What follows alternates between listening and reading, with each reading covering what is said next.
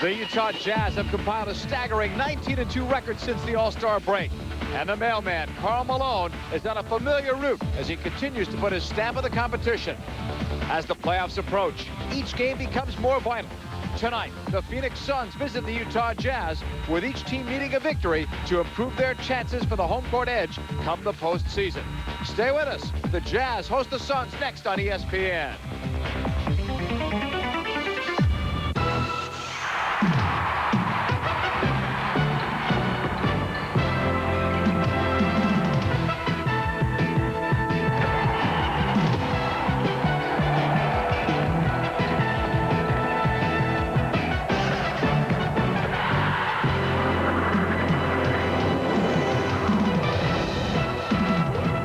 Welcome, everyone, to the NBA on ESPN. Along with Mark Brown, I'm John Paul Della Camera. Tonight, we come to you from the Delta Center in Salt Lake City, Utah. Phoenix Suns and Utah Jazz have each already clinched a playoff spot, Mark, but what they're really looking for is home court advantage. And in Utah's case, hopefully for them, the best overall record.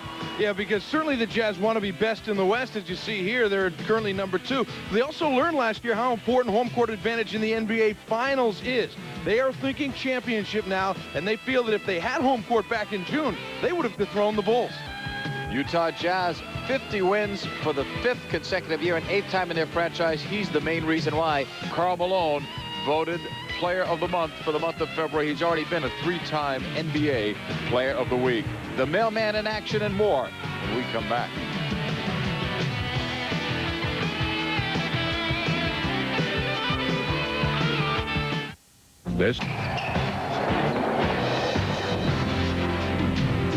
Welcome back, everyone, to the NBA on ESPN from Salt Lake City, Utah. We've got the Phoenix Suns and the Utah Jazz, and they will tip it off a few minutes from now.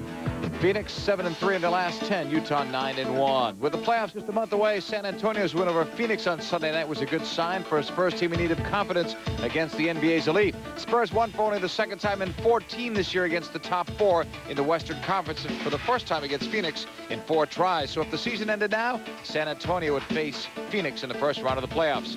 And tonight, San Antonio will face the Cleveland Cavaliers. The Cavs currently hold on the 6th playoff spot in the East. It all starts on the defensive end. Kemp blocked him. Duncan brings it down for Avery Johnson, who runs the show. Spots up Del Negro with the jumper. It's a 2. Vinny Del Negro gets the Spurs on the board. Good to see him healthy again, and the Spurs are healthy, leading by one of the Cavs who have won 4 straight. That is in the second quarter. 7 games on tap tonight in the NBA. Charlotte up by 10 over Toronto. That's at the half. Hornets are 9-1 in their last 10. One of the hottest teams in the NBA. Glenn Rice leading the way. Orlando and Chuck Daly looking for his 600th career win with a 2-point lead over the Atlanta Hawks. That's in the second quarter. Houston with some injury problems tonight. No Barkley out with a shoulder, no Drexler out with a groin, but meanwhile Robinson, Brandon, and Hill have been missing for Milwaukee, and they're on a 9-game losing streak. Rockets have won 6 straight. That's later tonight. Also later, the Washington Wizards really fighting hard for a playoff spot, taking on the Portland Trail Blazers, who have lost their last 2, but the Trail Blazers are in good shape as far as the playoffs go. And the New York Knicks lost in double overtime at home on Sunday. They've been struggling lately, taking on a Golden State team that has struggled all year. A 7-game losing streak for the Warriors entering tonight's action. Warriors getting the Knicks at home. We'll show you who will be in the starting lineup today and talk more about this one as Phoenix and Utah meet 2 of the better teams in the West.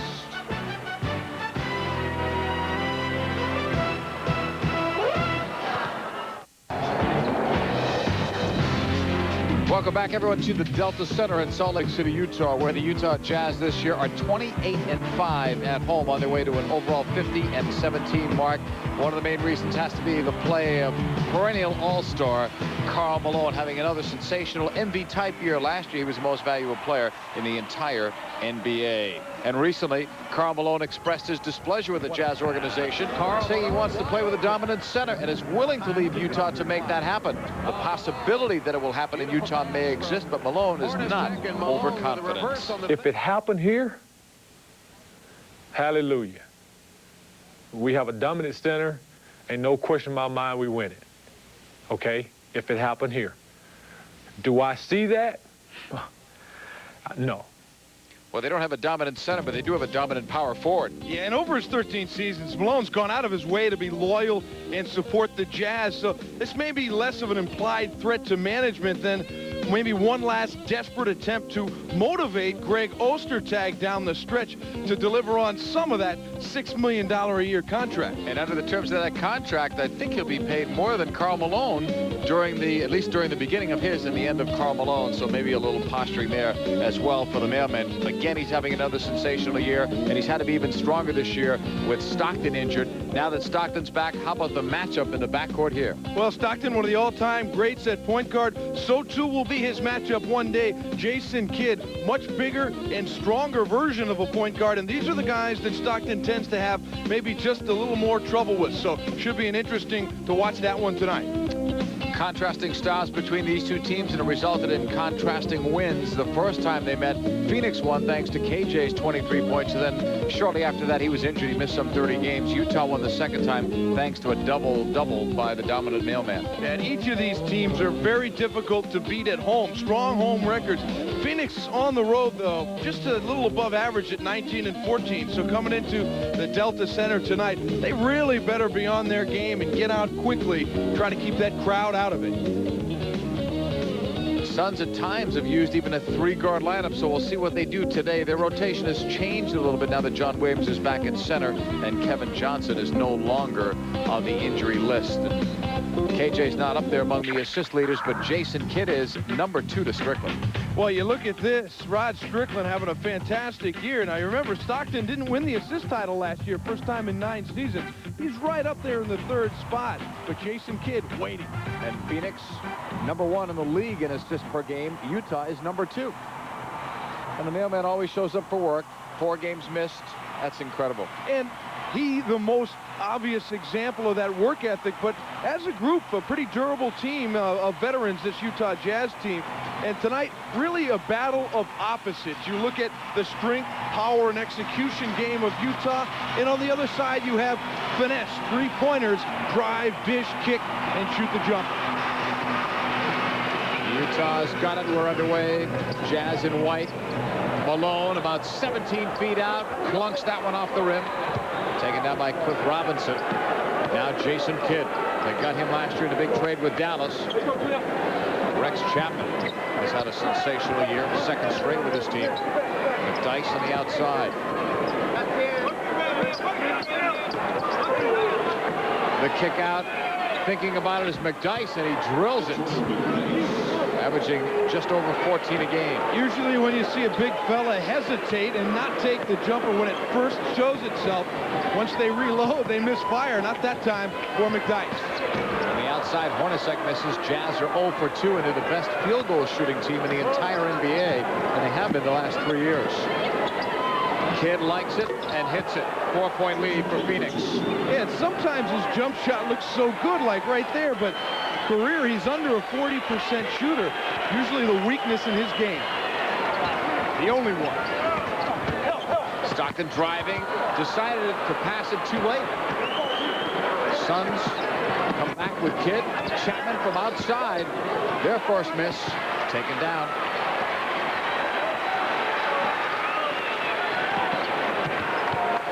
Stockton, now to Hornacek. Malone facing Hot Rod Williams, puts it up, and he's 1 for 2.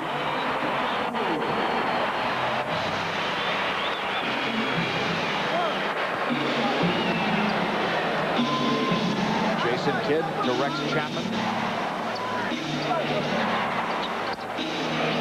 McDyess now back outside. Chapman again out of the University of Kentucky. Started out with the Hornets. Turnaround by McDyess, who's been hot of late. Couple of tips. Malone's got it. The Jazz leading scorer and rebounder. Stockton up court. An easy 2. Foster. Well, Greg Foster is the complete opposite of Greg Ostertag. He's not really a physical presence inside, but he's quicker. He can get out and run the floor. That time he beat the whole Suns team down there.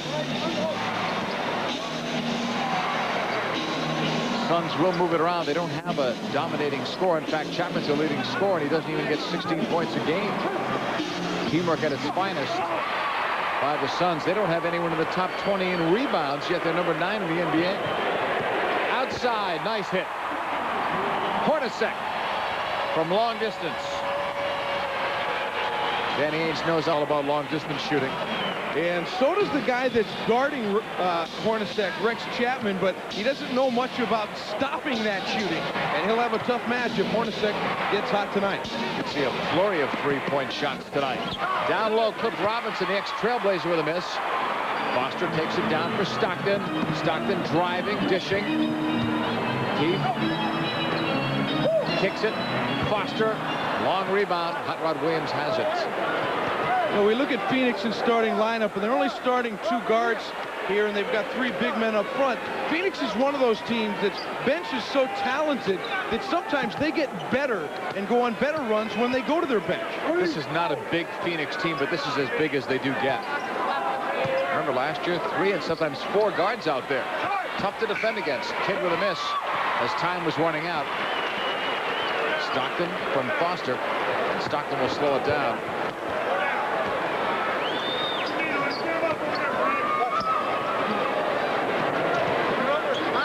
Hornacek feeds to Malone. Malone against Williams. That's the matchup. Malone short.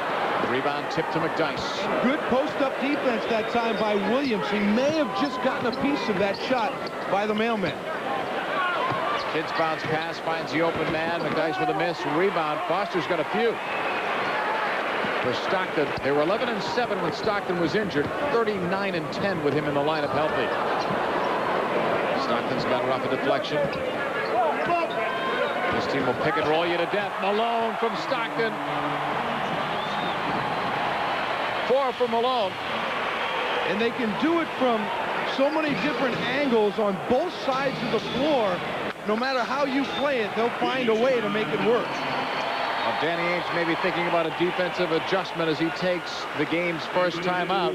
After a slow start in which the Jazz trailed by 4, they're now up by 5.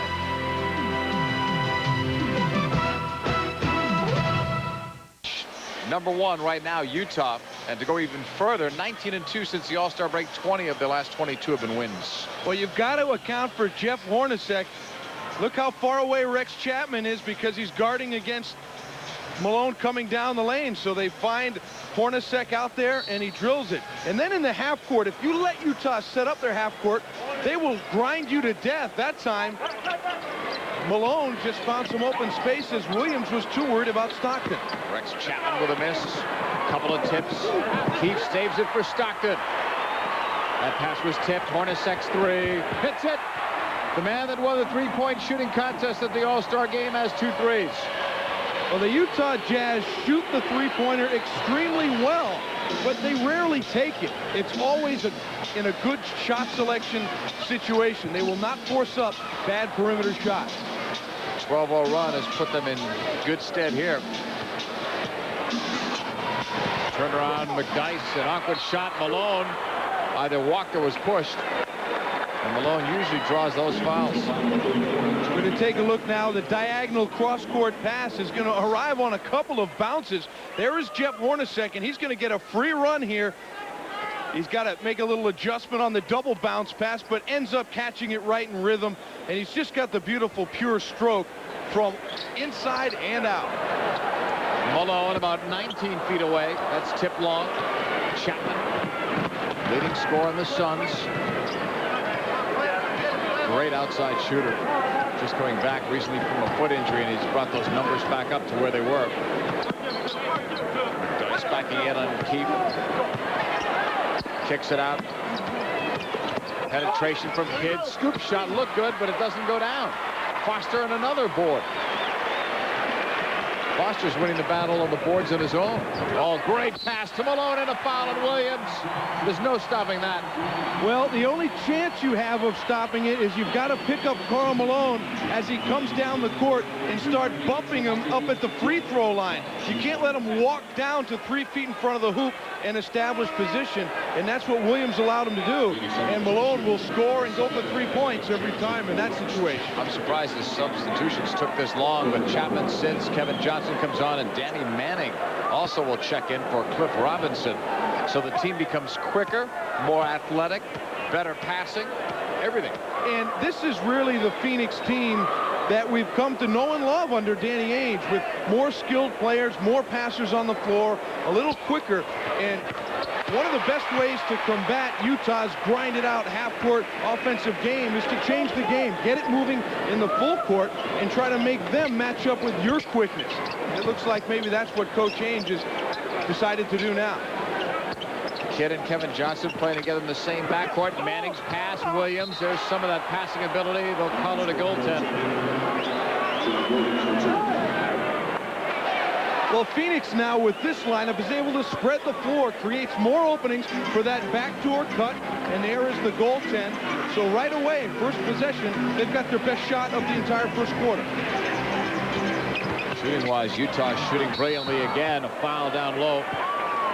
Take your pick. You had McDyess there. You also had Williams, with Foster going strong to the hole. 18. I'm hearing 18 courtside. What happened there was McDyess tried to draw a foul so that Williams wouldn't have two quick ones. The referee did not buy it. Greg Foster goes to the line. What a year he's had. Thought he was traded to Orlando, and he was, but then the deal for such. They even use Foster on the pick and roll.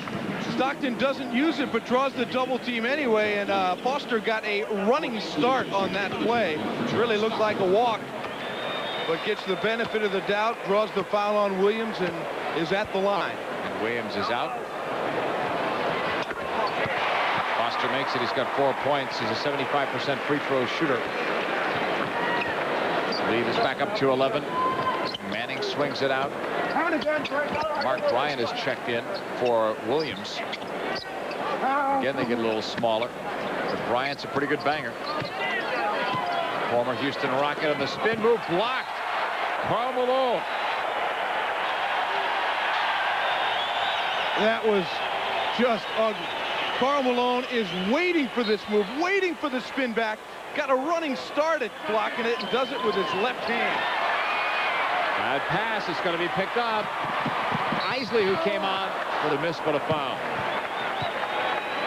Danny Ainge is speechless.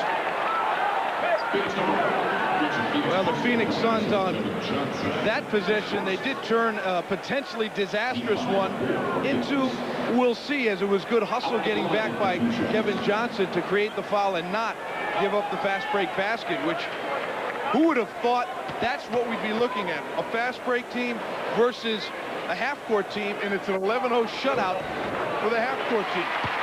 Don't do me any favor. Coming up on Friday, Rockets and the Magic. That's our game. Hope you'll join us for that. The Rockets have won 6 straight going into tonight. Magic fighting for a playoff spot. 2 free throws made.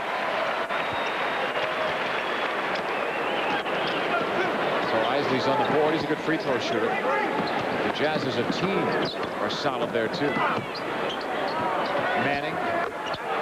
Manning gets 2. He's been a great 6th man for this team. Got to root for Danny Manning. Anybody that's had 2 ACLs, 1 in each knee, and still playing this game. And playing it pretty well. Complete player, very versatile. Hits the boards, hits the jumpers, and dishes. That steal, a reach in. No continuation. Foul on Hornacek. He had a pretty good foul there by Hornacek. He knew he was in trouble, but he didn't give up a layup, and he didn't give up a 2-shot foul. Jason Kidd's going to be happy playing for Danny Ainge and happy to be out of Dallas. That team was going nowhere. And now he's on a playoff team. What a pass from McDyess. Well, you can, if you are guarding a front court man, you cannot afford to relax for a second, because Jason Kidd can throw that alley-oop with the best of them. Isley. Got him Malone.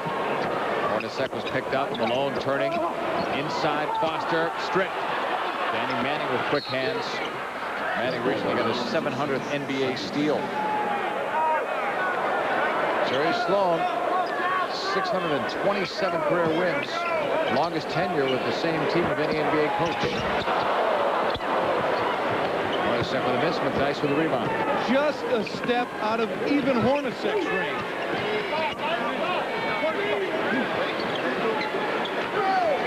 trying to split the floor.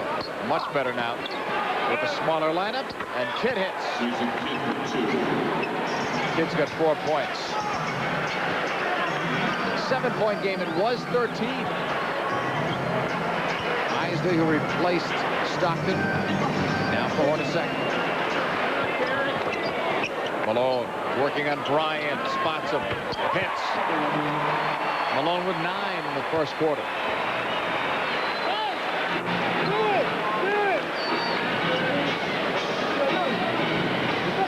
Davis back up to 9. Kevin Johnson, 10th year with the Suns. Kidd finds Manning, the ex-Kansas great. Nice roll to the hole. Manning with 4 points. Under 3 minutes to go in the opening quarter. Foster spinning on the baseline. McDyess won't let him through. Now Foster turning, missing. Keefe with a tip. Manning's rebound for Jason Kidd, and the Suns are running. KJ inside the line, he hits for 2. And as we said, the starting lineup was struggling, JP. Suns go to their bench and get better.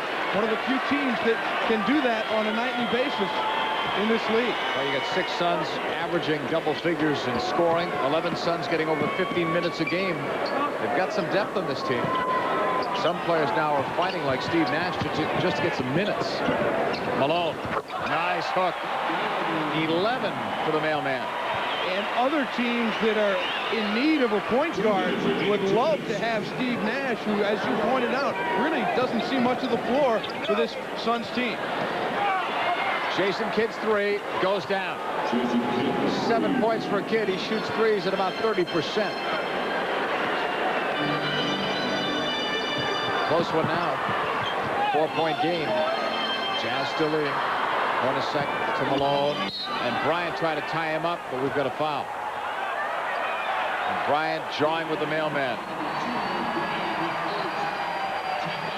Malone walking away, so as not to get into any confrontation with Bryant. Utah still leading, but they had a 13-point lead at one stage. Well, Mark Bryant has come off the Phoenix bench, and he has drawn the mailman as his assignment. Now, you know it's going to be a physical lineup here. Now watch the mailman. He clears through on the face-up and then just easily hits the jumper. The next possession was a rolling hook, and then this was the 3rd straight time down. And you see the mailman taking a little bit of exception with a few words, a couple gestures. Bryant giving it right back. Last year, he won the MVP award, and this year his numbers are even greater. And the big thing about Karl Malone, he is so consistent. Yeah, consistently excellent, and obviously a guy who was blessed with a lot of physical talent, but he has worked so hard to refine his game, and that's why it is so hard for him to understand a player like Greg Ostertag, who clearly needs to work harder than anyone, who doesn't seem to be willing to put in the work on his game. And Ostertag in the game now, making nice with Karl. During March, no one scored more points than Karl Malone. 660 trips to the free throw line before tonight's game, and he's nearing his 500th made free throw. A lot of offense, so many different ways from Malone. 13 points in the first quarter. Bryant will have his hands full.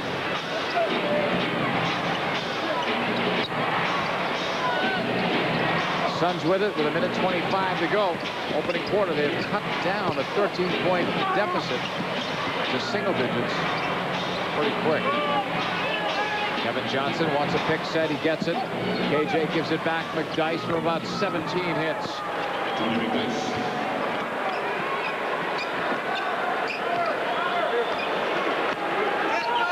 Jazz by 4. Minute to go. Under Isley's direction, this team had a winning record when Stockton was out. Isley's numbers were better as a starter. Nice jumper from the outside. Keefe. That's his first 2. He had 25 points in that double overtime game against New York Sunday at Madison Square Garden. Jazz by 6. Manning backs in, working on Keith, hits it. 6 for Manning. You look at what a lift that Suns bench has given, and so much of it is due to the basketball IQ of these players. Kevin Johnson, Kidd, Danny Manning, these are players that are extremely intelligent. Kidd came back and Keith got a grab on him. Adam Keith's first foul. 4-point Jazz lead. John Stockton sitting no points so far tonight, but that's what has happened. When he was in the game, the team was up by 11, and they've lost some of that lead since he's been sitting. But Jerry Sloan will always use that substitution pattern with John Stockton. He routinely sits out the last 5-6 minutes of the first quarter every single game. KJ missing, rebound, Ostertag. Time running out, and it does run out for the first quarter. There's your story right there, Karl Malone. 13 points, 5 from 8 from the floor. Didn't miss from the free throw line. So Karl Malone has 13 of the Jazz 27 points, nearly responsible for 50% of that offense. Jazz by 4 after 1.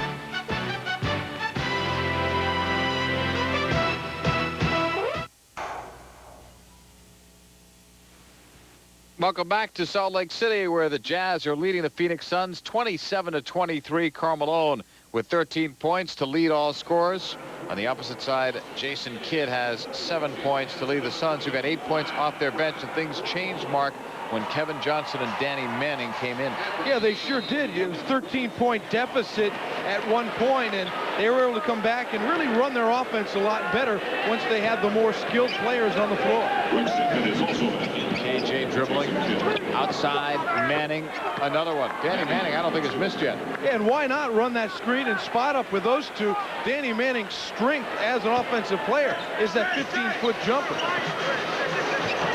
Ryan Russell is checked in. You saw Ostertag before. Charlotte's really handing it to Toronto tonight, and that's in Toronto. Ostertag, so criticized by Karl Malone earlier, missed that one. Ryan Russell ran into his own player.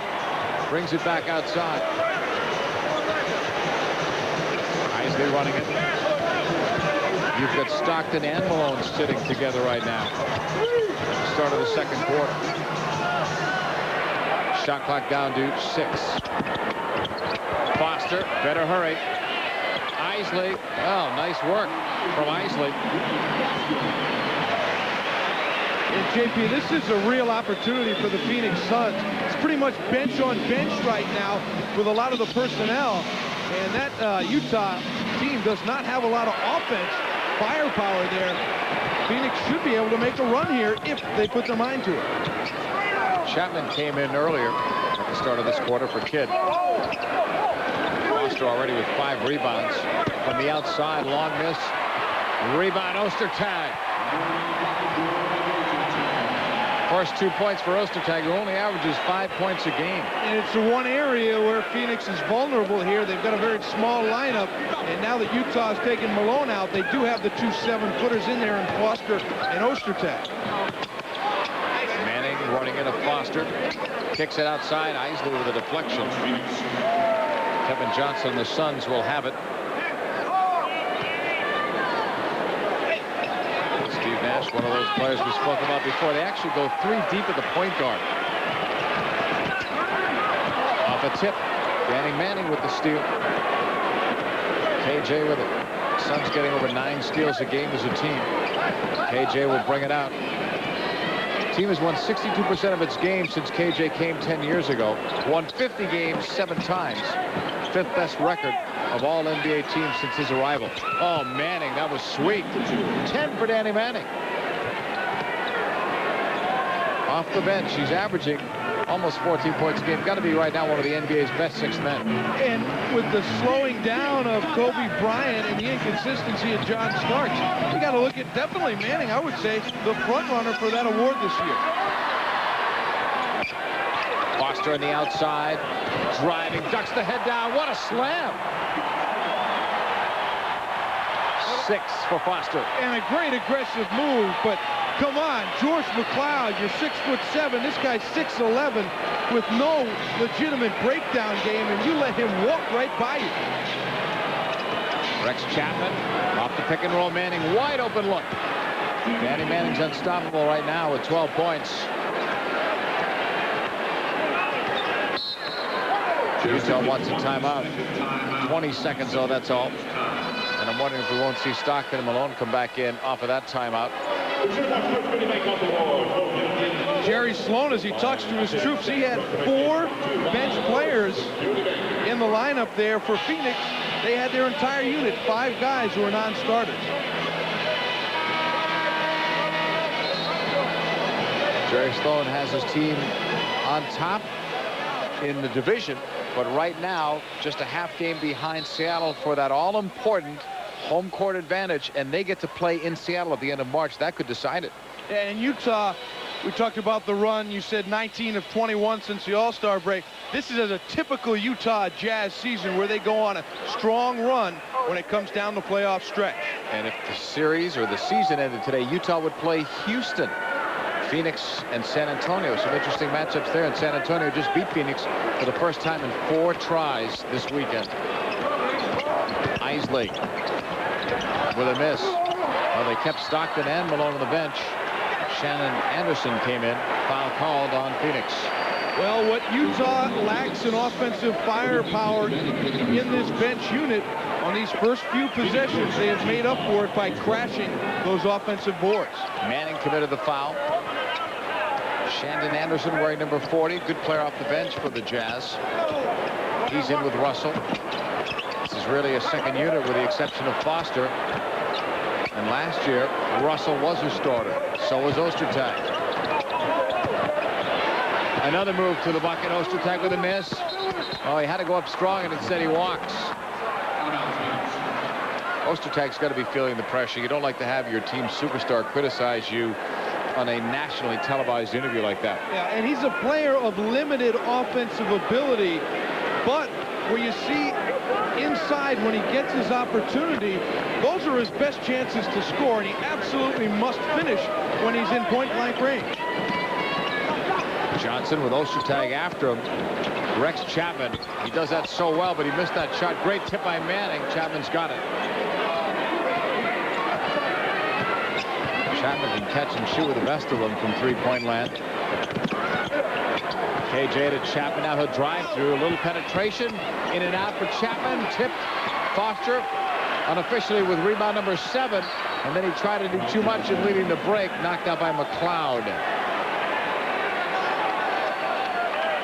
Let's look at the activity of Danny Manning. Can't get the rebound. Makes a nice little touch pass out to the perimeter, and they reset.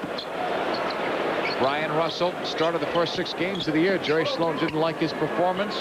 Now he's come off the bench, and he does provide a spark there. They actually play better with Keith starting and Russell off the bench, and more explosive that way, bench-wise.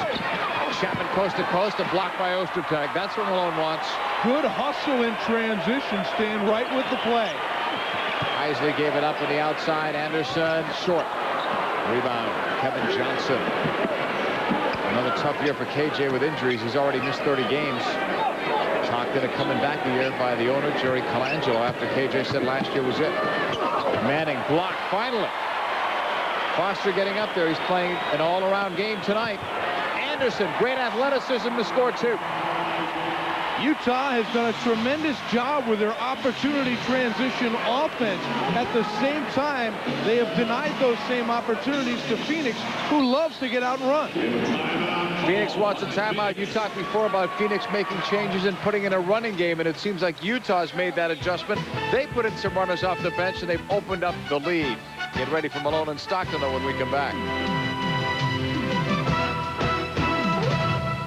Leading by 6 points, and at the commercial break we saw Rex Chapman walking out, headed for the locker room, and we don't have a shot, a better shot, to see if it's the right foot that has been bothering him before. He had a sore right foot, and he missed 4 games, 0 for 5 so far from the floor. But you're seeing what we saw during the commercial break. The preliminary report we're hearing now is that he has aggravated his left groin, so a totally different injury, different side even. That could be a tough loss for this team. Chapman, a great three-point shooter. Might mean some more playing time, though, for Steve Nash or Kevin Johnson or others. Yeah, and one of the real streak players in the league. He's on a cold streak tonight as he heads out, 0 for 5, so maybe it won't hurt him too much. Speaking of streaky shooters, they still have Dennis Scott on their bench, too. They got him in the trade with Dallas. Brian Russell. Stockton and Malone are back. Stockton sat out, and incredible for him, 10.5 minutes. Stockton with it to Malone. Carl with a miss. Foster with another one. Great no look to Anderson, but he missed. I don't think he was looking either.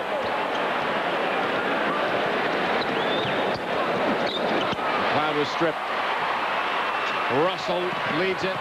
Jam time for Anderson. He won't miss that one. Good transition basket for the Jazz. And Phoenix just doing a lousy job of getting back on defense. And George McLeod on the offensive end trying to do too much handling the ball in traffic. Quick hands by Anderson to disrupt the offense. There it is, 6'8" McLeod. And then they're out in numbers. Watch the nice delivery by Russell. 2-on-1 finish. And we check those fast break points. And again, Utah just having a season high first half with 17 fast break points. Phoenix has only managed 1 bucket. When you think about fast break and quickness, you think more of Phoenix than you do Utah. Not tonight. Stockton driving. Jason Kidd gave him that side. Swatted away. Bryant will come up with it now to Manning and then to Kidd. Jason Kidd, one time the future of the Dallas Mavericks. A first-round draft choice. Now he's made a home for himself. It seems in Phoenix he's an all-star. Well, a good, strong spin to the basket that time by McDyess. But it was stripped away. Showed a little too much ball to Brian Russell. McDyess to Kidd.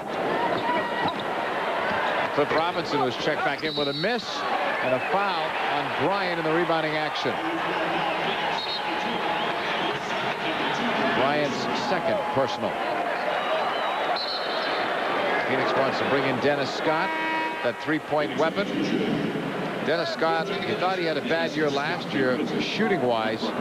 His numbers this year are even less. They should go up, though, playing for Phoenix compared to Dallas. He'll get better looks at the basket. Stockton. Now to Malone. And a quick pass, but a whistle before it. Legal D, first one. Just a warning.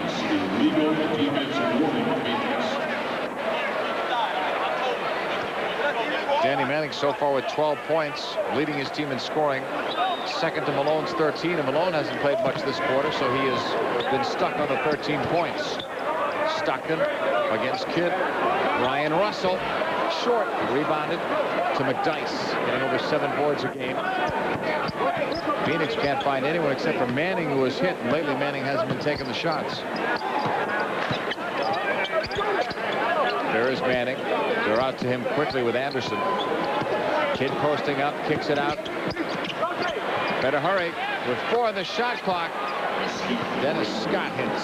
Oh, that's certainly a good sign for Phoenix. First field goal attempt by Dennis Scott, and he drains it.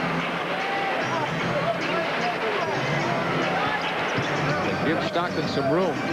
Brian Russell thought about the 3. He led this team last year in 3s made. Stockton kicks it. Brian Russell, long 3. Got it. Brian Russell shooting that at 35%.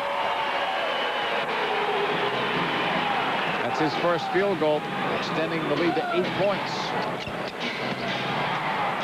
Both teams have attempted 5 threes. Manning backing in, turning on Anderson. Manning has suddenly gotten cold. Stockton wide open. Anderson blocked from behind. Manning. They're going to call a goaltend on him. Another example of Phoenix not getting back.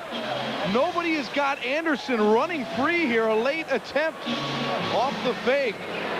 But, I mean, he had a free run at the basket. 19 fast break points for Utah. And remember, it was Anderson who was guarding Manning, and he must have went down the floor like lightning. From the outside, Scott in and out. Those hurt. Here's Stockton, 10-point lead for Utah.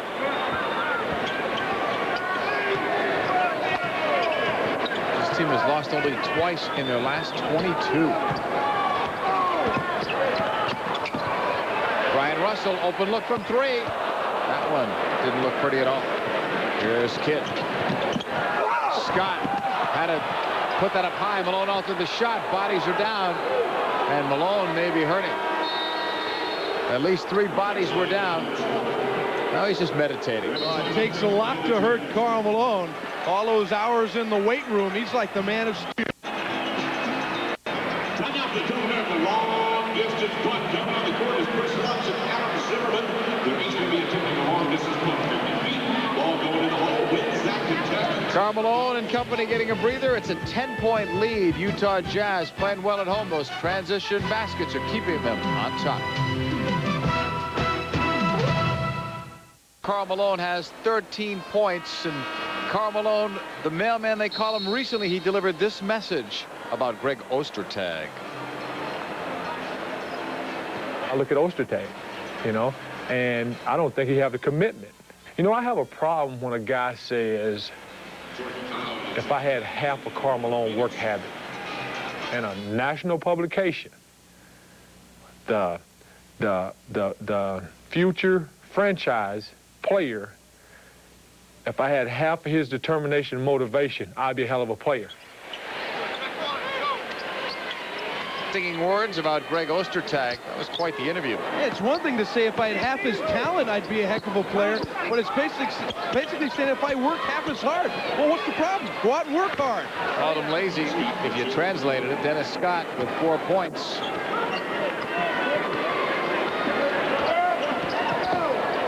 Everyone will be interested to see how Ostertag plays now the rest of the way and what this does to the Jazz as a team.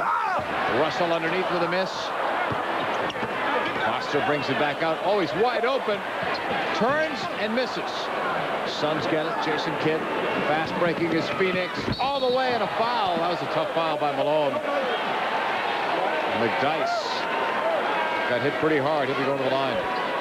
Well, there was a commitment this time by Phoenix to run. They got out, didn't appear to have numbers, but they forced it, and then here comes the opportunity. A hard and aggressive foul by Malone, asking no quarter and giving none. Not a flagrant foul, but one that was going to be hard, and he knew he would send McDyess into photographer row. McDyess now with 7 points. 70% free throw shooter. Karl Malone, no points yet this quarter.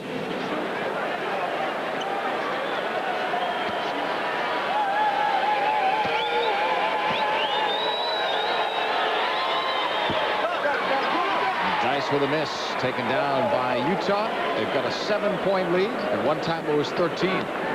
Phoenix, remember, opened up this game with a 4-0 lead.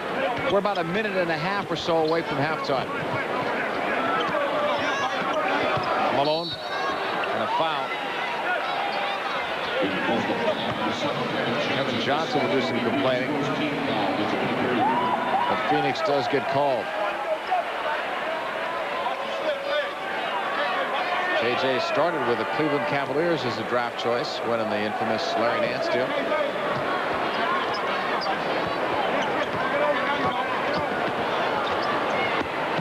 Stockton to Hornacek. Malone was tied up by Robinson, then he goes down. It's getting rough out there. McDyess ran into him a bit late, too. Well, Karl Malone is trying so hard to establish position. He kind of gets pulled aside by Robinson, therefore unable to handle the basketball. And it goes over to Phoenix. Kidd posting up on Stockton. They forced the bad pass. KJ's got it. Almost lost it.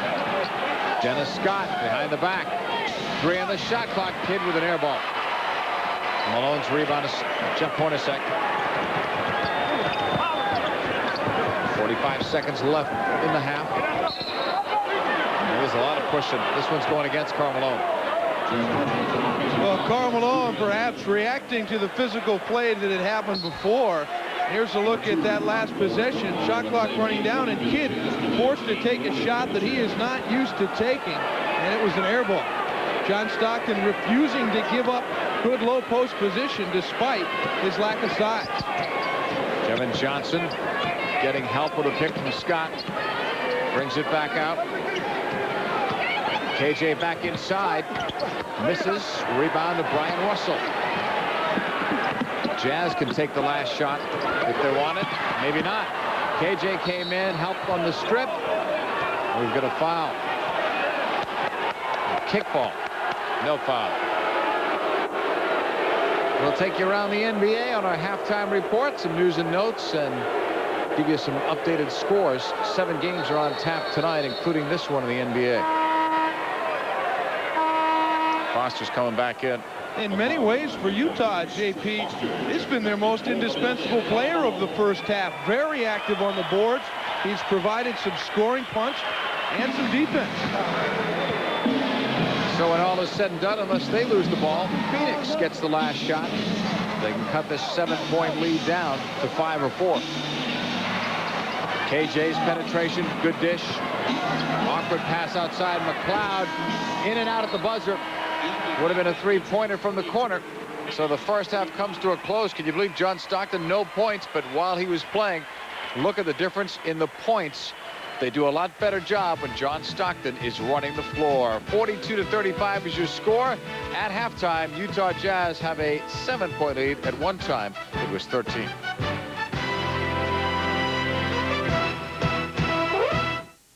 On to our halftime report. You're watching the NBA on ESPN, and at halftime, Utah Jazz at home leading over the Phoenix Suns. 42-35 is your score.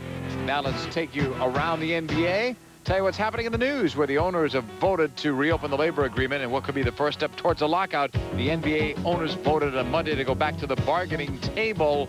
So the contract will now expire on June 30th instead of the 2001 season. NBA's Deputy Commissioner Russ Granick said, and we're quoting, although the league's revenue growth has been strong, player salaries are climbing much faster than revenues, and as a result, Granick claims the league is becoming unprofitable.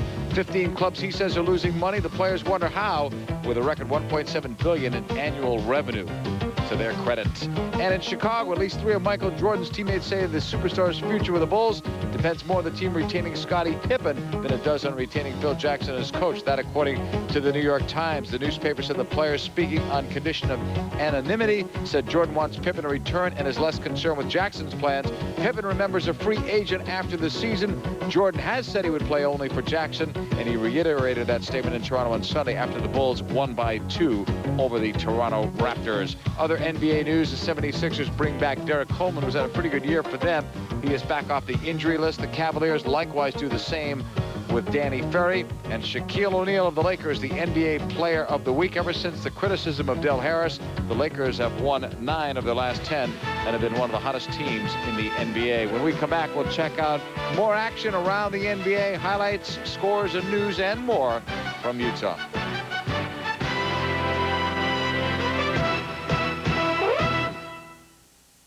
To the Raptors. One of the bright spots for the Raptors this year has to be Doug Christie. He looks, finds Marcus Camby down low for a couple. Meanwhile, for the Hornets, they're 9-1 in their last 10. Matt Geiger, replacing Vlade Divac as the starting center, finds David Wesley. The ex-Celtic nails the jumper. Toronto trying to come back with a little defense. First their steal, and then a re-steal. Bobby Phills, Anthony Mason, the beneficiary of that last steal. And it's all Charlotte in the fourth quarter. Hornets lead by 17. Glenn Rice, 19 points through 3 quarters. Marcus Camby leading the woeful Raptors. San Antonio at Cleveland. Avery Johnson, how about a little behind the back, little showtime right there. To Robinson, and then to Tim Duncan. Everybody's in on the act. 2 points for the Spurs. Then off the inbounds, watch for Brevin Knight to make the steal. He's going coast to coast. 2 for the impressive Cavalier rookie. Then it's Bobby Sura's turn to find Ziggy. Ilgauskas would nail this jumper from about 15 feet out. Good year for Ilgauskas and the Cavs, who are within 3 points of San Antonio.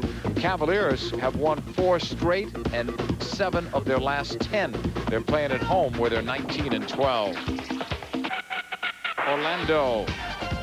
And that's the best thing that could have happened. Coming back the other way, it's Ty Corbin to Mookie Blaylock, and he'll reverse it. Orlando trying for a win at Atlanta. But you've got to stop Mookie, and you've also got to stop Steve Smith if you're going to get a win. Watch Steve Smith to do his thing. Working hard, takes the bump, and goes right through. And then it's Kevin Edwards' turn. Some nice penetration. He'll find Derek Strong for the layup for Derek. And he makes a nice move. Nice job, Kevin Edwards. And it's Orlando trailing on the road 61-57 to the Atlanta Hawks as Chuck Daly looks for his coaching win number 600.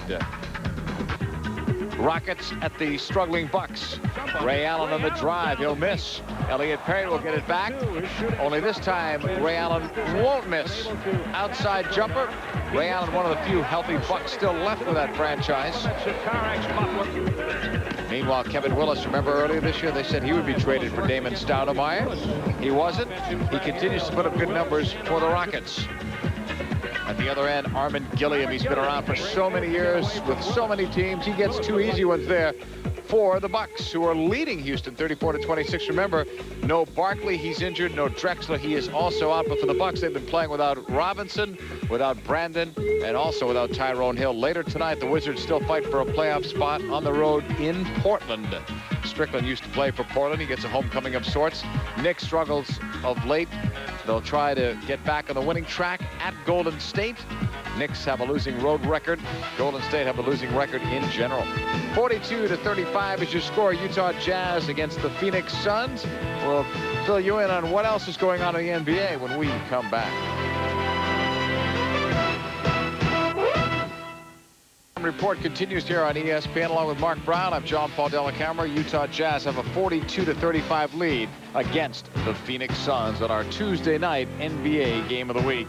Now here's what's coming up Friday. Houston Rockets and the Orlando Magic. Rockets, thanks to their 6-game win streak, have no trouble in terms of a playoff spot. But Orlando is still fighting. The Rockets currently hold down the 7th playoff spot in the West. That game will be at the Arena Friday. Rockets winning 6 in a row, led by Clyde Drexler's 18.5 points a game. The Magic will be their 4th game of a 5-game road trip. Meanwhile, Chuck Daly's Magic is fighting for a spot in the playoffs in the Eastern Conference. Since losing a resurgent Nick Anderson through injury Friday, they've looked to Bo Outlaw, who helped them overtake Golden State on Sunday. Bo Outlaws had quite the year for this team. Chicago is number 1. Miami is number 2. It's a dogfight the rest of the way. Yeah, it certainly is. Miami really appears to have that Atlantic Division locked up, which will give them number 2. There is a fight for that 8th spot, of course. Orlando, New Jersey right now on the outside looking in. And some of those other places could change after you've got Chicago and Miami and Indiana. They should still finish as a top 3. Even the Pistons of late have been playing well, led by Grant Hill. 42-35 is your score. Utah leading Phoenix. We'll show you how they've done it. Highlights and more straight ahead. It's the Jazz over the Phoenix Suns, 42-35. Each of these teams have already clinched playoff spots, but they're still fighting for home court advantage, and fighting is a good way to describe these two teams' attitudes. Let's take you to the fight, the battle. Karl Malone, always ready for battle. Utah starts on their fast break with Stockton finding Foster. He had a great first half. There's 2 of his points. Yeah, and of course, Danny Ainge not happy to see his team getting beat in transition. They also get beat in the half-court situation. A lot of teams do. Stockton to Malone, easy jam. Phoenix doesn't have a dominant score like Utah do, so they look for this. The alley-oop to McDyess. Utah coach Jerry Sloan saw his team get a 13-point lead in the first quarter, but the Phoenix bench, led by Danny Manning, 2 of his 12 first-half points. More from Greg Foster. He just wants this. He blows by George McLeod. 6 points in the first half and 11 boards for Foster. And Dennis Scott for Phoenix didn't see much action until late in the second, but was able to bury one from long range. 3 of his 5. And before we go, in terms of the highlights, how about a Brian Russell 3? He made so many of those a year ago. That's why they rewarded him with a new contract. There are your leading scorers. Off the bench, Danny Manning leads Phoenix with 12. Karl Malone 13, but you know that Malone, Hornacek, and Stockton, no points for any of them in the second quarter. Right, their bench came in and picked up, and Foster, that's a nice offensive output, 6 points. But you got to look at his 11 first-half rebounds. Those were a big factor in this Utah lead. But if you like what you heard before from Karl Malone, here's more from that very infamous interview.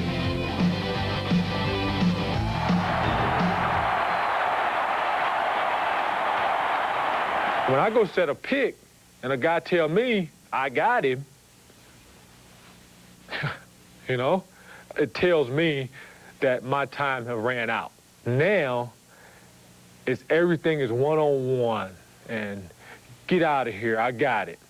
You know, I have never been shooed out on a pick and roll on my team here in Utah. So I just kind of looked at it like, you know what? This is, I'm sure, my last All-Star game, and I want to enjoy the moment. Leading scores. NBA's leading scorers, you see Karl Malone is number 3. By the way, just to add something to that, he never identified Kobe Bryant. Someone looked at the tape, figured out that was it, figured out it was Kobe, but Karl Malone, for the record, has never identified Kobe.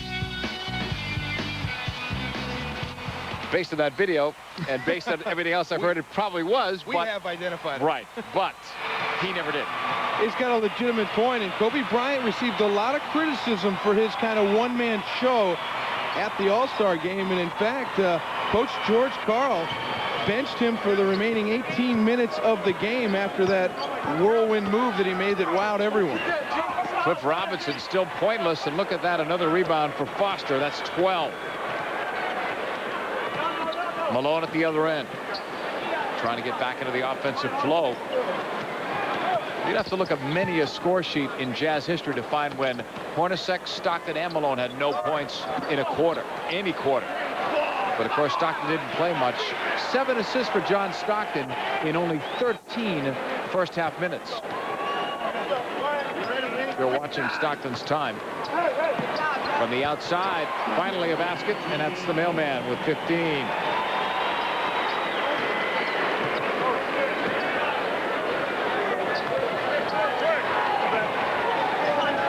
Kevin Johnson swinging it around outside McDyess, short.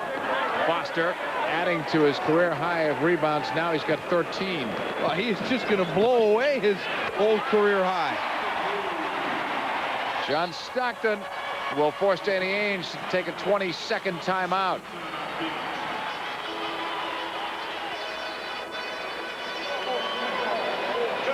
Just a 22nd timeout. Jazz continue to lead.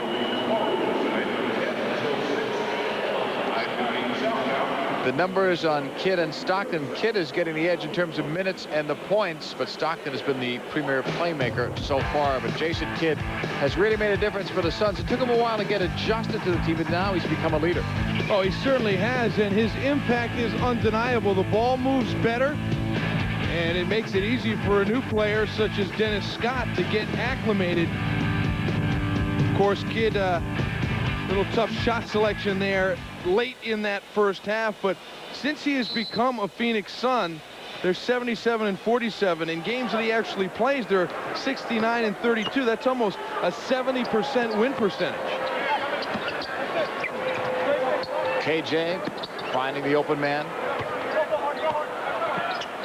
Robinson playing without that headband that he used to wear in Portland. Now from the outside, long shot. Long rebound to Malone. Now to Stockton, whose last field goal was a 3, his first field goal of the night. Wondering if Jerry Sloan isn't resting Stockton a little more today, and even Karl Malone after the double overtime game on Sunday. As Stockton draws a foul, but they're not going to count the bucket. No continuation, surprisingly. Jerry Sloan says you'd be a future Hall of Famer. Couldn't get that call.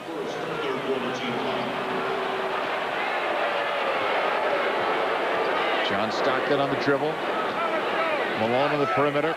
The pick would be there if he needed one. Oh, he guns it inside of Foster. Blocked. Keith took too long. Williams had it go out. All a good reaction by John Hot Rod Williams, who played early on but picked up 2 fouls and sat the rest of the half. 3 for their last 19 for a team that's shooting 46%. Doesn't get it done, especially against Utah.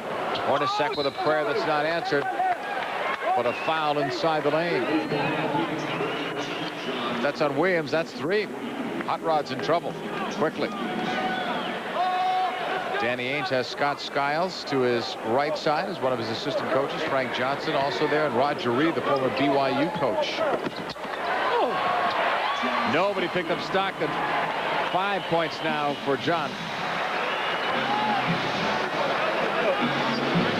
And all of a sudden that lead has jumped. It's doubled from the half. Kevin Johnson against Malone in the mismatch. KJ now is looking at an open shot, and he drains it.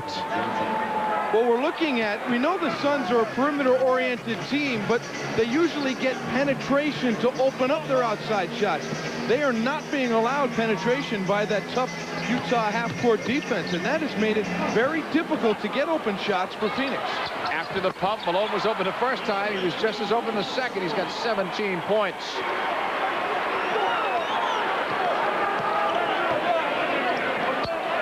Lead is back up to 14, biggest lead of the night. 8:40 to go in the quarter. We may have an illegal D here. Jerry Sloan is being very polite here. He's been tossed out of 3 games already this year.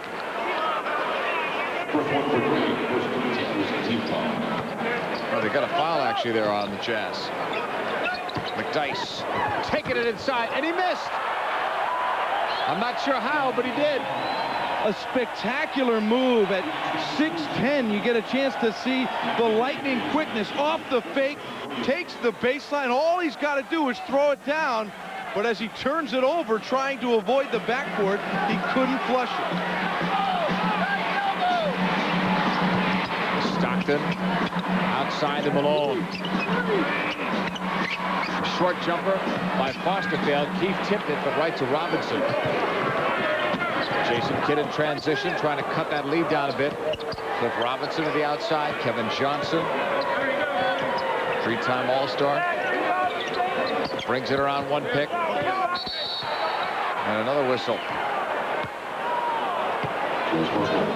Hornacek gets called.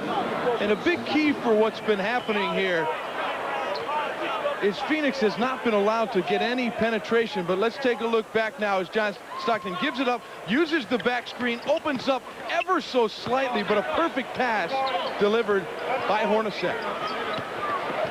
No further word on Rex Chapman, by the way, as McDyess misses. Chapman left before the half ended, went to the locker room for some treatment.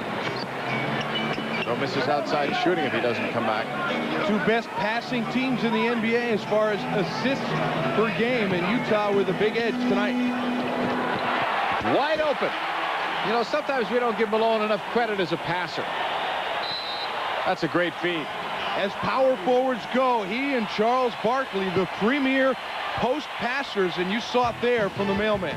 Well, Utah is threatening to run away with this one. No defense from Phoenix, and they can't make a shot. 53-37 is your score. Back to the Suns and Jazz.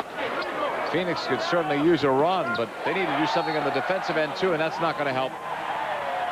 Yeah, their offense has been completely paralyzed, and the reason is that Utah has not allowed dribble penetration. JP, I can't remember a single time when KJ or Kidd penetrated into the lane and drew defenders and was able to kick it out to a shooter. They've been stopped on every attempt. The fake. Hornacek and Stockton. Look at that touch pass to Foster. That's just brilliant stuff. Keep your head up, keep your feet set, and be ready for a pass from anywhere if you're a member of the Utah Jazz. Jason Kidd took a while to get there to Manning. In the paint, the turnaround, finally a bucket. Danny Manning now with 14 points. 16-point lead. Biggest lead was 18 by Utah.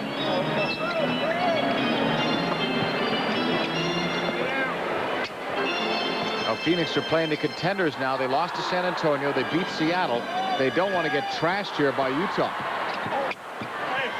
Hornacek with a miss. Manning the rebound.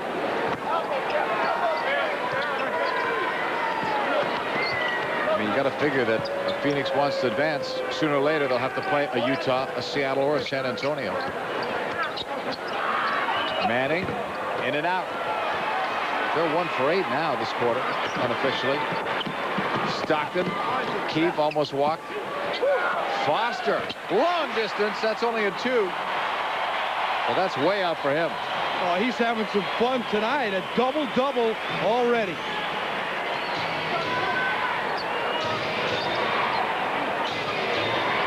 Kevin Johnson, guarded by Hornacek. Manning at the perimeter. Back for KJ.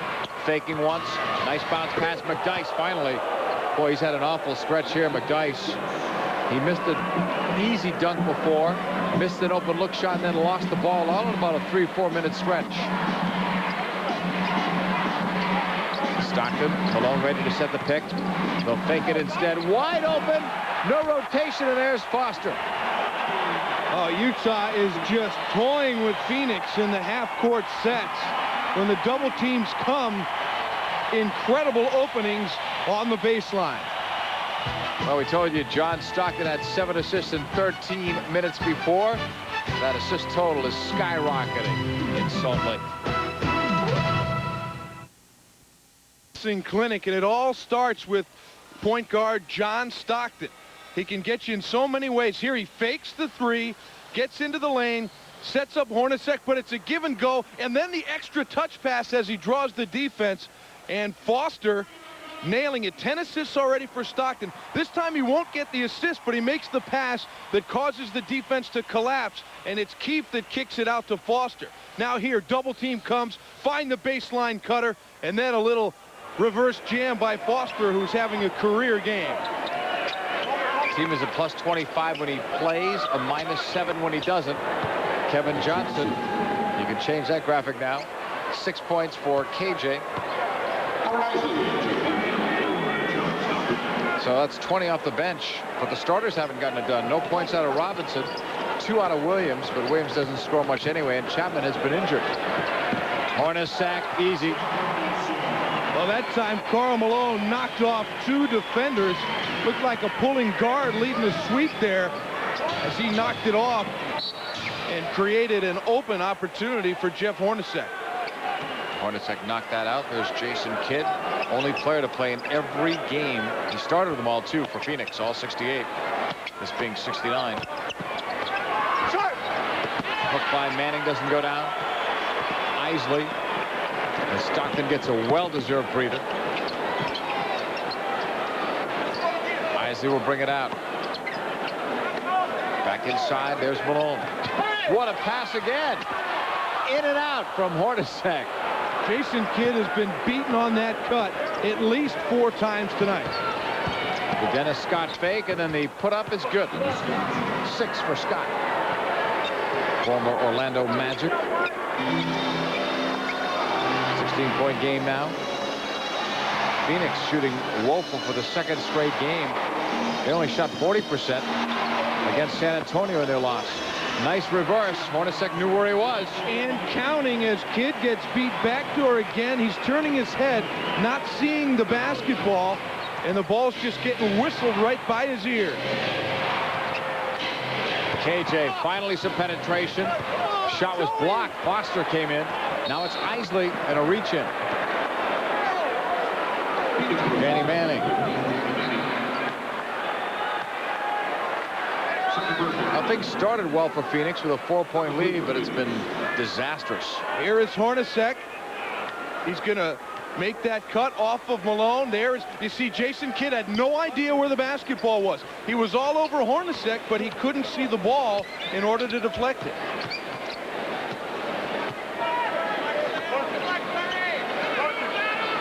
Malone holding, fake the give, then the turnaround, an air ball for the mailman, and it's going the other way. Malone said the hand was hit.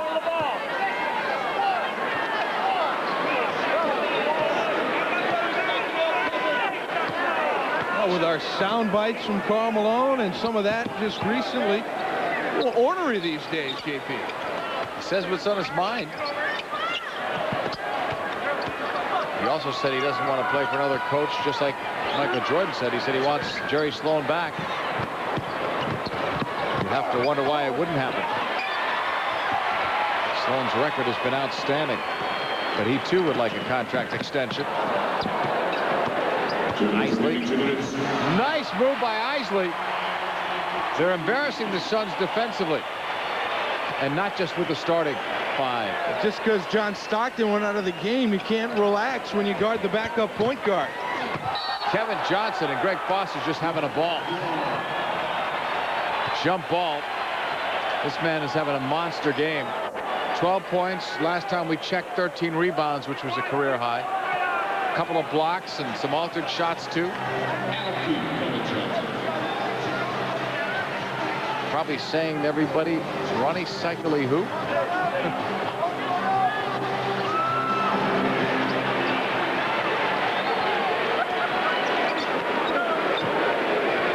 Isley will slow it down. 1:37 to go in this third quarter. A quarter in which the Jazz have exploded to extend the lead from 7 points to 20.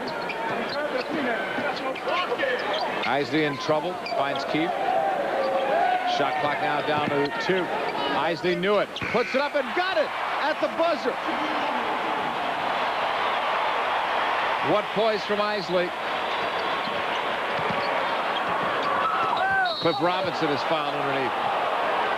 And that time, Jason Kidd was able to penetrate just into the lane, and it creates so many open lanes for cutters. There's the numbers on Foster. Incredible. 15 rebounds to go along with 12 points. Shooting 50% from the floor. 5 percentage points better than his average. Cliff Robinson finally has a chance to get on the board. He was their minimum wage signing pretty much this year. Rex Chapman was a year ago. Robinson was not given a long-term contract despite his great years in Portland. Ostertag's coming in.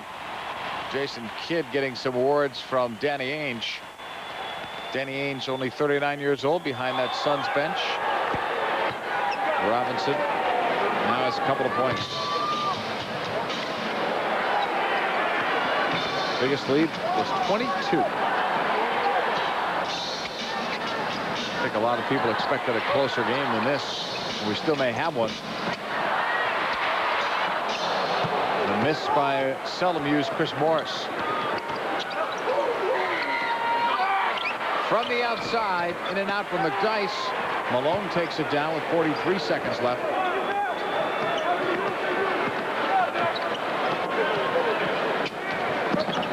Isley, nice move all the way. Howard Isley went right through the defense. 10 points. 69-47.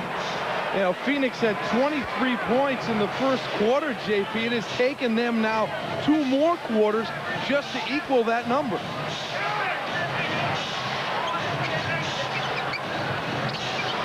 Kidd delivers in the corner. Scott's 3 is good. Dennis Scott now has 9 points, shooting threes at 36%. 19-point Utah lead.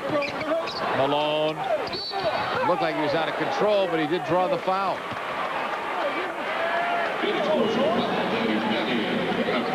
Dennis Scott trying to draw a charge. Well, the Phoenix defense is making Howard Isley look like an all-star. Look at him beat 3 defenders and finish with the left hand. No disrespect to Isley. He's been a very solid backup here, but an all-star he is not, and the Phoenix defense has just been awful of late. Malone now with 18 points. If you want to circle these in your calendar, Friday it's the Rockets and the Magic. Going into tonight, Rockets had won 6 straight. And next Tuesday, a couple of great matchups in store. Pistons, Bulls, and Jazz Sonics. Our game is the Pistons and the Bulls. Pistons have done well lately, but they still need a heck of a surge to get into the playoffs. Long one, tipped, I think they're going to count it. No. Malone, that should have been a goaltend. I'm wondering why he touched it with time running out. Well, Malone contending that the ball was going to be well short of the rim. Well, let's take another look. In regular motion, it certainly looked debatable. Here is Malone right in front of the rim. Now, the question was it offline, left or right? And this angle may show it a little bit better. That ball, at the very least, is going to catch a piece of the rim. So that, I call that goaltending. Really looks like it should be goaltending. I'm wondering why he even touched it. Yeah, why bother? Danny Ainge is asking about it. The quarter will come to an end. We may have to come back and figure it out. Well, they're not going to give him the basket. Danny Ainge, I think, has every right to be upset. 71-50, but hey, Danny, nothing's going right for your club today. They'll need one heck of a comeback to win this one in the fourth quarter.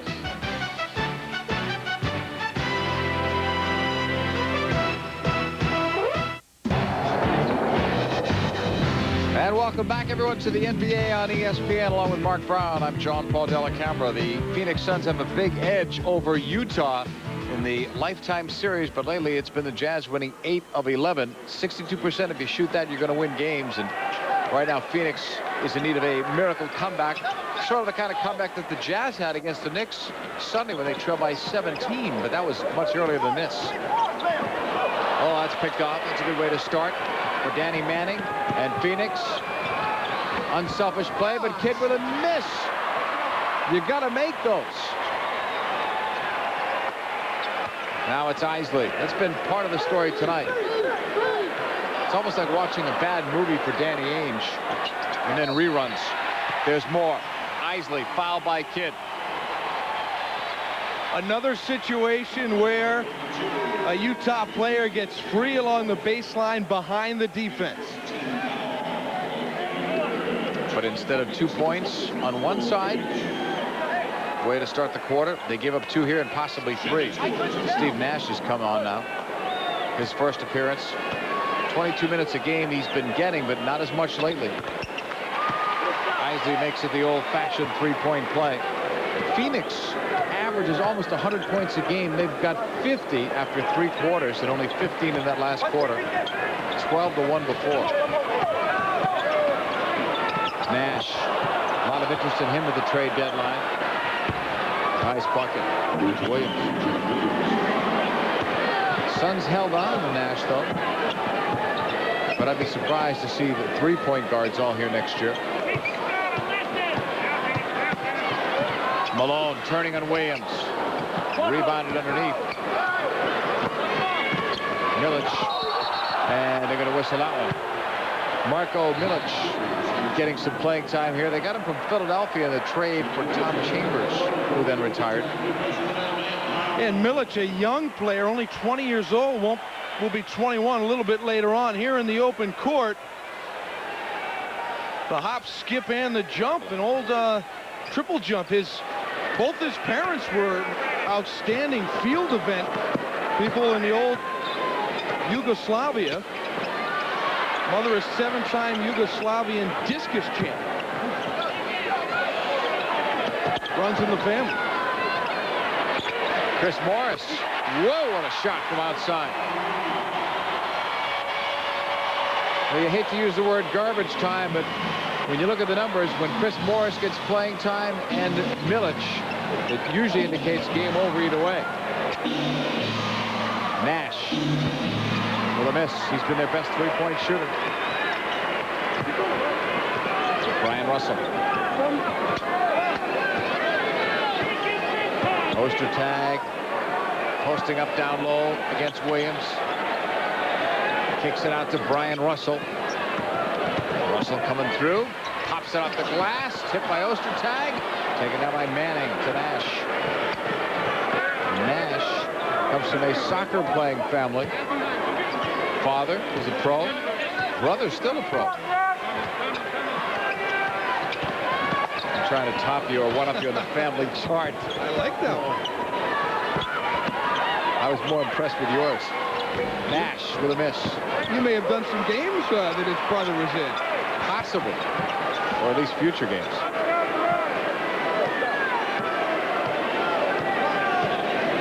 Here's Morris. Lost it in traffic.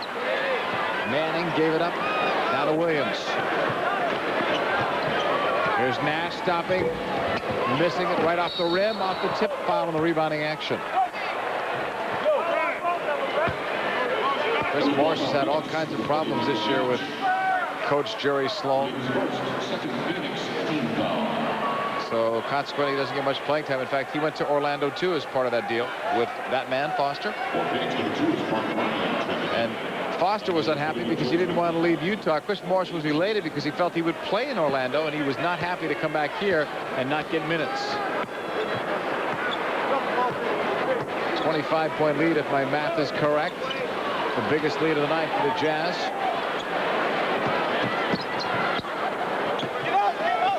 Isley's going to get a lot of playing time tonight. He already has.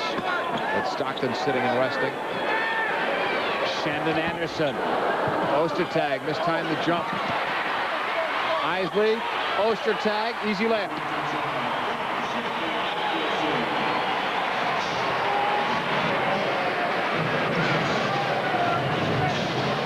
A 27-point lead. Dennis Scott.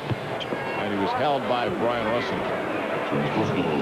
Well, Dennis Scott's been one of the few bright spots for Phoenix so far tonight. He shot the ball extremely well, and you really have to credit him for getting himself into shape. That's one thing he has battled at. Even going back to his collegiate days, was always considered a bit too hefty.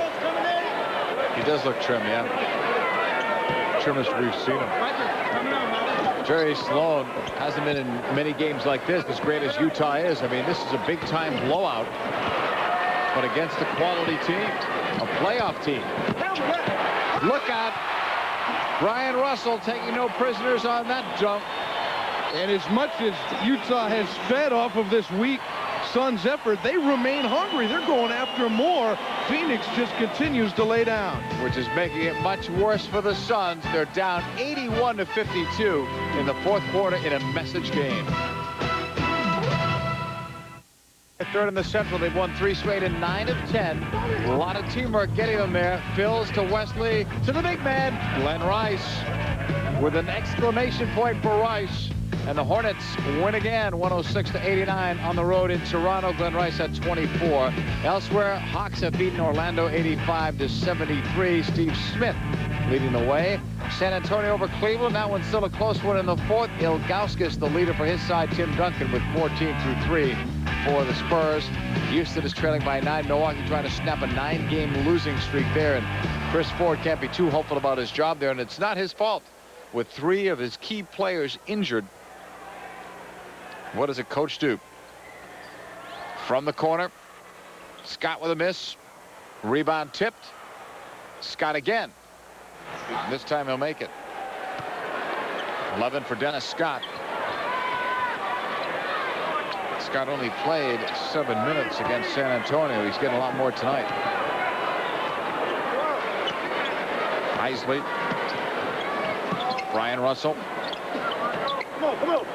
Every part of the Suns game has been bad tonight. Their defense hasn't been there. No penetration offensively. No one has been able to make big shots. And Ostertag walked it again. That's the second time.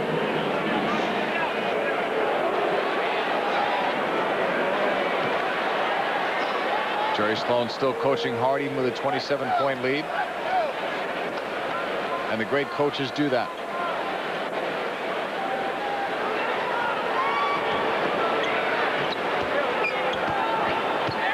Here's Milic, kicks it out.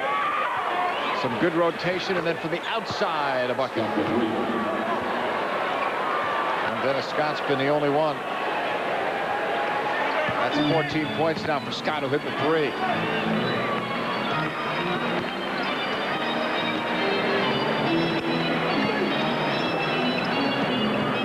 Brian Russell out of Long Beach State. Nice pass to the cutting man. That would have been spectacular had Morris's shot gone down. Instead, a McLeod foul. George McLeod getting caught up in the screening on the weak side, low block, and it's just a quick flash across the lane.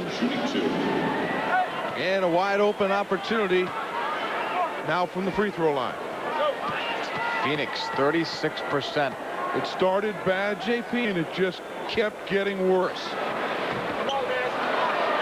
The one good spurt they showed when they had Jason Kidd, Kevin Johnson in there at the same time, and Danny Manning. McDyess has struggled, 9 points and about 6 rebounds unofficially. The points are right. I'm not sure about the rebounds. The 6 rebounds were first half. Morris making it. Danny Manning, a lot of long faces there. I mean, this is a whipping.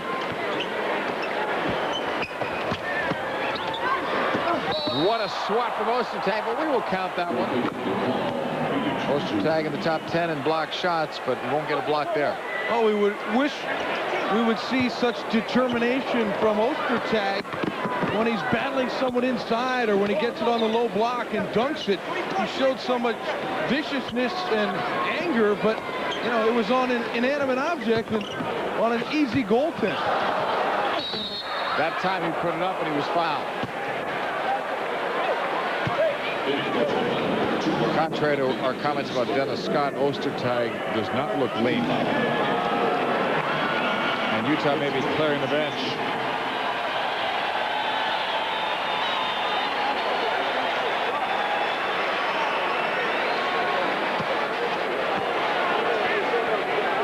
Jacques Vaughn has not been playing much lately. And Ostertag misses the free throw. Ostertag's the only player in this team that cannot make free throws.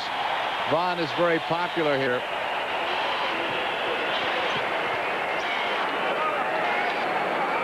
Brian Russell doing a little talking with Dennis Scott.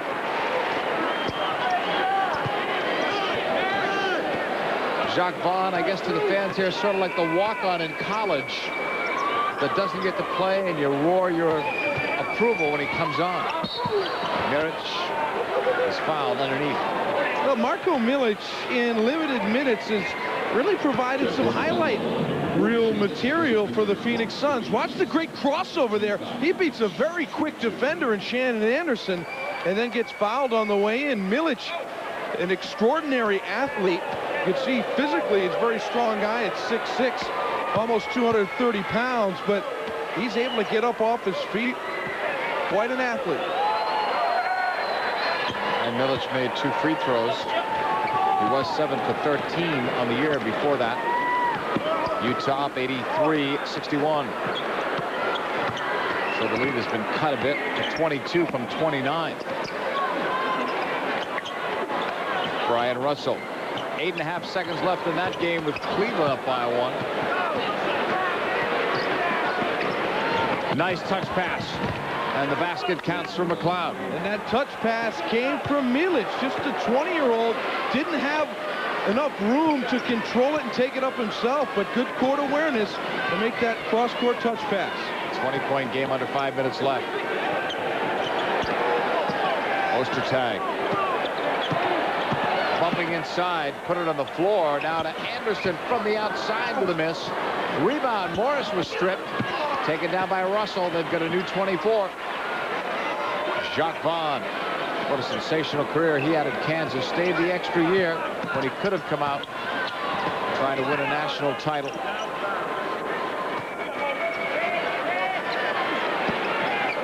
Morris kind of forced that up, but he got it.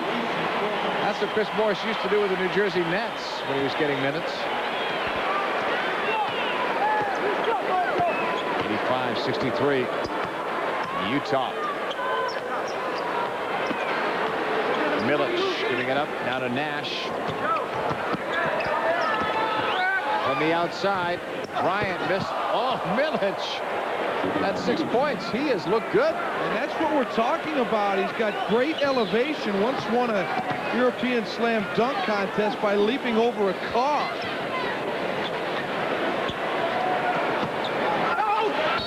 I wish we had tape of that. Vaughn draws contact coming through. This was a good all-around player at Kansas and a great student besides. Jason Kidd getting a rest for maybe a different reason. Yeah, it certainly is. Can't be happy with the defensive play. It's not been Kidd's night. You recall he started the game, hit a few outside jump shots, but with what he normally does for the Phoenix offense, which is penetrate and distribute. He was unable to get that game going, and as a result, the Suns never got theirs going. And Jason Kidd has played well in the past against Utah, not tonight. Jacques Vaughn makes a pair. And it certainly has been a pretty brutal four-game stretch here ending up tonight for Phoenix. They're coming off a loss to the Lakers, a win over Seattle, and a loss to San Antonio, and now playing Utah again. That is a tough stretch for the best teams in the league. Jacques Vaughn leading the team in the fast break. The dish. Anderson, good swat by Nash. Knocked it out. And a timeout call. Interesting. By Phoenix, who are trailing by as many as 22, but they've cut that down from 29 with 3:19 left in the fourth.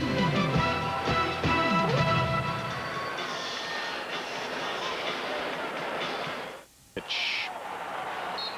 Danny Ainge would probably rather be watching tennis than this tonight. It's been bad from that bench. Here's Nash. I mean, if you saw this scoreline, you would think that Utah was probably playing Toronto or Vancouver or Golden State, or one of those teams, certainly not Phoenix. Nash three. Too long, taken down by Anderson. There's Jacques Vaughn, under 3 minutes to play. Utah only had a 4-point lead in the first quarter, 7 at halftime, and then they pulled away in that third quarter. Defensively holding Phoenix to just 12 points. 15 in the third, 12 in the second.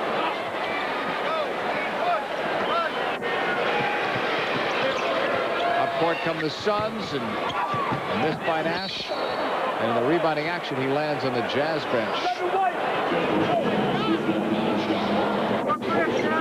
Nash getting 9 points a game, over 3 assists.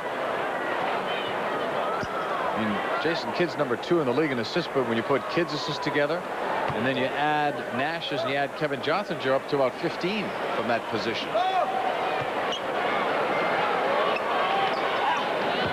Nice play to the cutting Nash. Well, that time beating Utah at their own game, finally getting an easy hoop, cutting behind the defense. Jacques Vaughn got beat on that one. Bonner on the Ostertag pick. They were teammates at Kansas.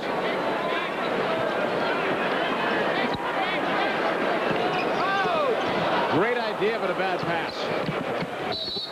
And a foul on Russell.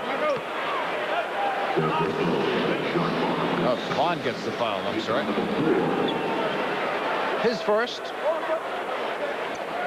Long faces on that Suns bench. You know, coming into tonight, just one game behind San Antonio for what would be the 4th spot in the West, and of course that would give them home court advantage for one round. And now with San Antonio winning tonight, stretching it back up to 2 games. There's Jacques Vaughn penetrating at the other end, blocked, but Morris gets the rebound off that block. Here's Vaughn. Ostertag looking for some space down low. Outside three, Morris. 9 for Chris Morris.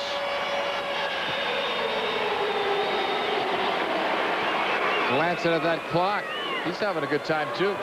Guys like Morris that don't get to play much, they want to keep going. Well, if you've got a tired team, this is a great night for Utah, and also for Phoenix for that matter, if you're going to lose the game. Although you don't want to get beat like this. Mirich. Should be a 24-second violation, no? It did catch a little piece of the rim. So they'll give it. And the Utah team stood around just for a second, and McLeod was able to take advantage. But one of the few times that Utah has been unprepared for what Phoenix was doing. And I guess we can forgive them inside a minute with a 21-point lead. A chance to get to 70 points as Vaughn fouls. Danny Ainge's team averaging 99.2 points a game And here they've struggled to get 70. Yeah, that really put it all into perspective when you said a chance to get to 70. That's how bad it's been for Phoenix.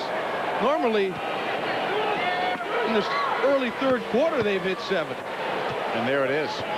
McLeod now with 5 points. The mailman with a rest. He only had 19 points tonight, but he didn't play much in the latter stages of this game. Nothing at all in the fourth quarter. He and Stockton in and out. Utah Jazz with a convincing win over Phoenix tonight. 20 points right now.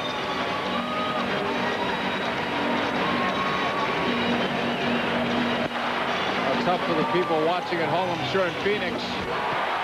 As Ostertag gets 2, he's got 6. McLeod, 22-point game. McLeod looking. Milic has been the only bright spot on this team all night. Nice pass. Nash for 3. Got it.